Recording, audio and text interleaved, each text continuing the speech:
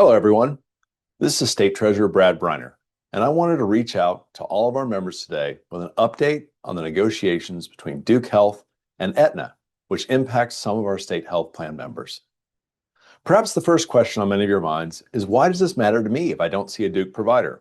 And that's a fair question, as Duke serves about 3% of our members, so 97% of you are served by someone else. It matters because we have been hard at work all year putting the state health plan on a better path financially, so that the plan can remain solvent for everyone into the future. The state health plan has been in dire financial straits, requiring sacrifices from everyone to get the plan to a better path. One of the biggest sacrifices came from you: higher premiums for members in 2026. Those premiums are set and will not change. But these Duke demands would make premiums significantly higher again in 2027 for everyone. We've also received a higher contribution from the state this year, and flat or declining reimbursements from providers as well.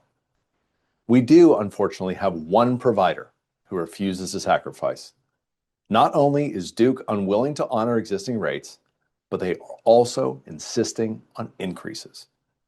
They are threatening to leave Aetna's network unless they get what they want.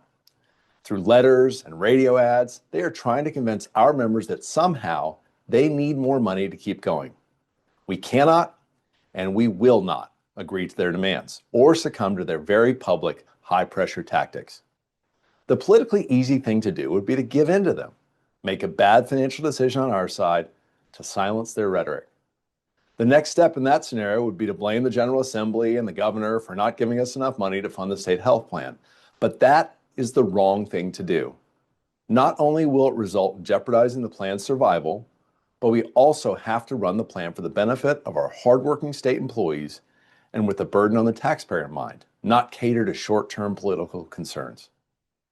Perhaps the most concerning part of all this is that the facts are very different than Duke's narrative.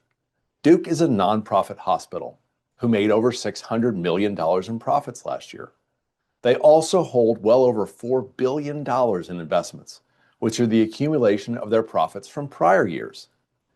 So Duke is more than fine with our existing rates, yet wants to play chicken with our members. This is not the kind of partner we need. So we have begun to make preparations for them to leave the network. Those preparations include continuance of care for those with life-threatening conditions. So when Duke inevitably tries to escalate this situation and tries to tell you that we are risking our members' lives, know that that is simply false. In fact, state law protects those who have severe conditions by allowing continuation of care. Those preparations also include securing primary care capacity at alternative, high-quality providers who also operate in Duke's territory. For all of those directly affected, you will receive a letter in the mail later this week with more details. But for everyone, know that we are fighting for you. We know that whether you are a member or a taxpayer, you have already made significant sacrifices to keep this great benefit available in the future by keeping costs to a reasonable level. Thank you for your time today. I hope that Aetna is able to work things out with Duke. But know that no matter what happens, we're focused on providing a valuable, high quality, and sustainable benefit for all of you.